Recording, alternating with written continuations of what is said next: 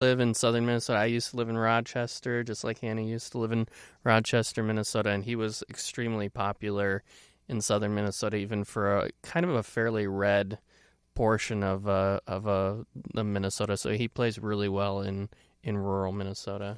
Yeah, he's got the football and guns market, and he's a Democrat, so he's got it all. I'm looking at his running for governor page and looking at his page agenda, and I think his morals and ideals kind of cater to both sides. Well, not so much being like neutral, but he advocates for his audience in whatever context that he's trying to run in. So that's most like every politician, but I think that he will probably take over Johnson. Oh, he's gonna for sure. Yeah. I mean, Minnesota's always been blue. When's the last? I don't think. Well, it's ever- plenty. No. Well, plenty. Yeah. I mean, he was the heard, governor for 2 years. There's never been two governors of either like Democrat or Republican in a row. There's never been more than that. So it's time for it to switch back over, technically, based on the pattern we've already had. But I feel pretty good about Tim Walz winning that race. Yeah, and I think Dayton has done. I think people feel like Dayton's done a pretty good job, and Minnesota's I think a pretty good standing right now. But yeah, Abby, I think you're right, because before Teapot, wasn't it Jesse Ventura? And then Yes, I forgot about him too. my favorite governor. And then before him, I think it was wasn't Arnie Carlson back in the late 90s. So we really haven't had like consistent Democratic governors, despite being a fairly blue state ourselves. Yeah, I think that's going to be very interesting. I have a very strong feeling that Tim Walz is going to take it. Yeah, and then we saw Tina Smith won out over Richard Painter. So Richard is a U of M law professor who put up a pretty good showing, considering that Tina Smith is the current sitting senator who took over for Al Franken, and she had a lot of money, the Democratic backing. What did you guys think of Painter's campaign, and especially those of you from the U of M? Did you have any interest in him getting anywhere? I mean, I'm really new to Minnesota politics. Richard Painter's campaign didn't reach me, but I also don't watch TV, so I didn't know anything about him. So I voted for Tina Smith, which I should have done maybe more research on my own. But I didn't do very much research either, but looking at the results, it looked like Tina just cleaned house. 76% of the votes, so it's a pretty big disparity between his 13%. Yeah, but what did Amy Klobuchar get, though?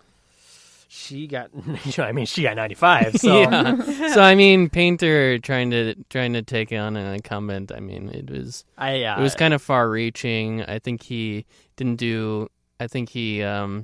kind of upset some people when they asked him if he was a Democrat, and he wouldn't really say that he would be particular to one party or another. But he definitely said, yes, I'll caucus with the Democrats, obviously. And I think a lot of his beliefs were very progressive. So I think that's what a lot of the problems with the voters nowadays. It's become so taboo to side with one party or the other. I like to think that I have a lot of Democratic views, but I also have a lot of conservative views as well. So, kind of fit in, maybe not so much libertarian, but I think that when it comes You're a sovereign citizen. I'm a sovereign citizen. When it comes to getting the votes, and because this was had to be a partisan vote for the primaries, you can only vote for one party or the other. It kind of limited what I think a lot of people were willing to vote for. Obviously, because we're more of a blue state, a lot of people were obviously voting for the people that were probably more popular, like Klobuchar. But I think with the way that our politics are kind of coming up, people are starting to question which side they're really on. I don't know. At least that's what I kind of see. No, I definitely agree. with that. And I think there's been a lot of research done, especially since, the Trump's rise is the polarization and people maybe not even agreeing with really anything Trump says, but they're like, hey, I'm part of that team. So, Right. if I'm part of that team, I just gotta consistently be A blind be sheep. part of them. Yeah. And so it's kind of, it is kind of a sheep mentality if, Yeah. kind of, You go by your color, yeah. your voting color. That's why you got to vote in the primaries. I feel like maybe has slightly more impact even if you're like deciding where the parties go, but you're not really. I also saw a sign in Hard Times Cafe that made me question everything in the bathroom. It was like, voting is consent. I was like, whoa, consent to like some really nasty stuff. Like, I don't know. Yeah, and I'm speaking not feeling that. of consent, Keith Ellison, the new attorney general, he won the primary, and now he has to run in the general, even though he kind of has this looming Me Too movement over him right now. Now, these allegations came up like 2 days before the primaries, right? Yeah, just a couple days before the primaries. It's bad timing. Yeah. Or, it was probably... Or good timing. Yeah, Good somebody. timing. Good timing. He still took it, which is interesting. I mean, he does have a lot of backing from the Democrats, so I'm interested to see where this will go. Yeah, and maybe, heck, we could do an entire podcast episode on just the Me Too movement. So can you kind of go into depth but, about what happened with it? Yeah, so kind of what happened in Keith Ellison's spot is that an ex-girlfriend accused him of being kind of an abusive boyfriend, and she had been... she had kind of been in the political circles with him. They'd been dating for quite a while. She had children from prior relationships, and basically the children had come out and said, hey, you physically and mentally abused our mother, and they kind of they posted that all over social media. And after that, Keith kind of denied the entire thing and what the children were saying, but their mother, who is again Keith's ex-girlfriend, came and said, "Listen, everything that my children have said is true." And she continued to post on social media, accusing Keith of being not so much. There was definitely her talking about physical aspects, but more mentally abusive as well. And so people were a little conflicted. Should we still stick with Keith? Should we go a different way? But ultimately, the party establishment really stuck with him, which is kind of odd given that for Al Franken, they just kind of bailed on him really quick. So it seems he resigned. Right. He took initiative with that. Right, he resigned, but he was pressured by the establishment from other Democratic senators, whereas Keith really hasn't been getting much of any pushback from the party, and perhaps that's just politics, because I think for Al Franken's case, they knew that there's a Democratic governor, he's going to put in another Democrat in the seat. I don't know what you guys. Yeah, well, he wasn't even he wasn't the Democratic candidate. He wasn't the one who was endorsed in the primary, because he. At convention time, he wasn't running. He threw his hat in the ring after the convention.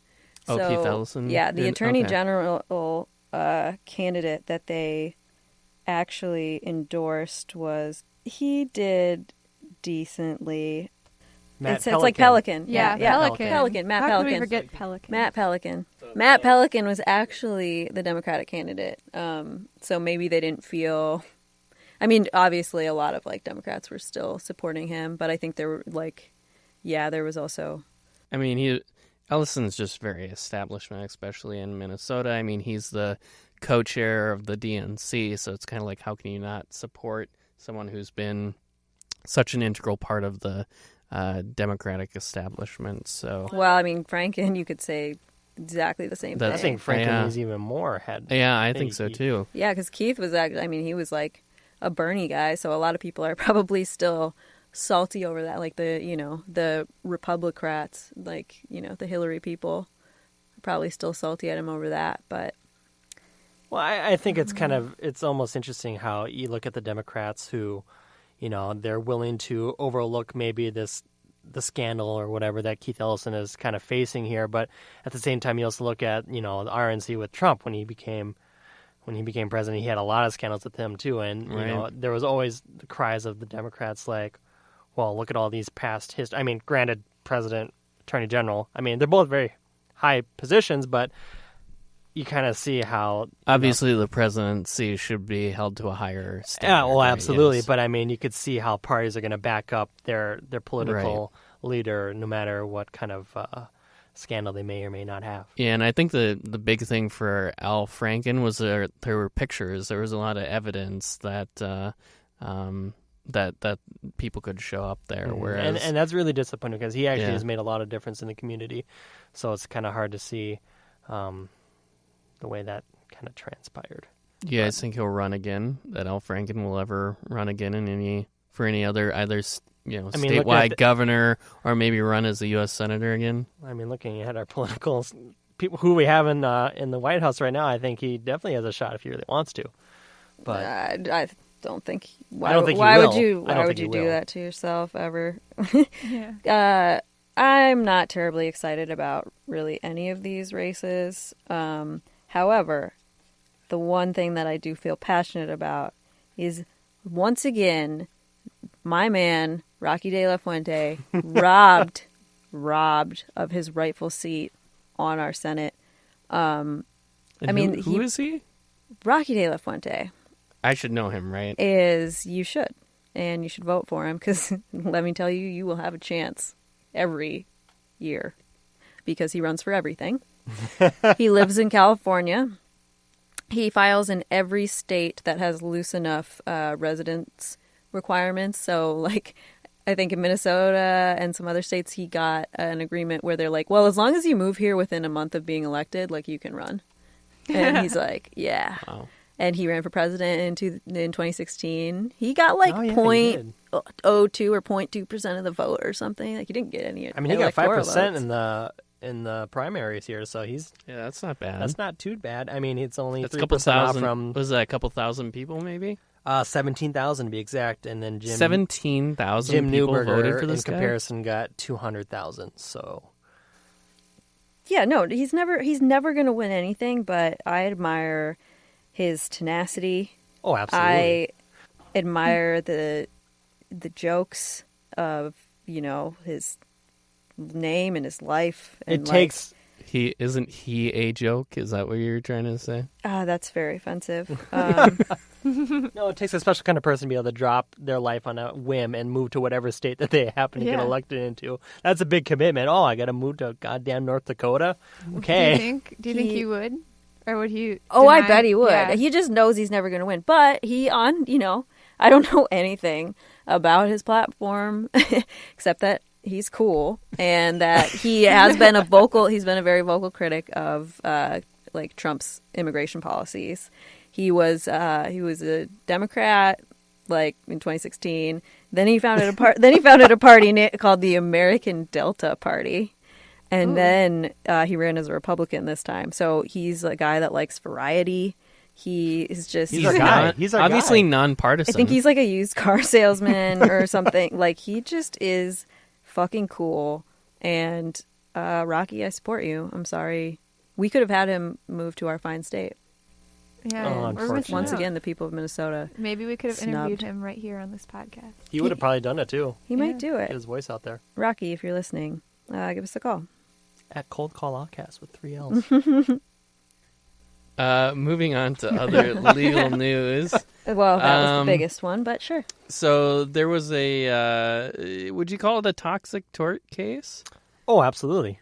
Do you want to go ahead and give us some background? There was a $289 million verdict that went to a groundskeeper in California And Anthony, if you want to tell us a little bit more about it, that would be great. Sure. So, kind of background here is this gentleman who worked as a janitor, custodian, groundskeeper at this school had been using the anti-weed chemical Roundup, which he would spray approximately, I think what they said, like 30 times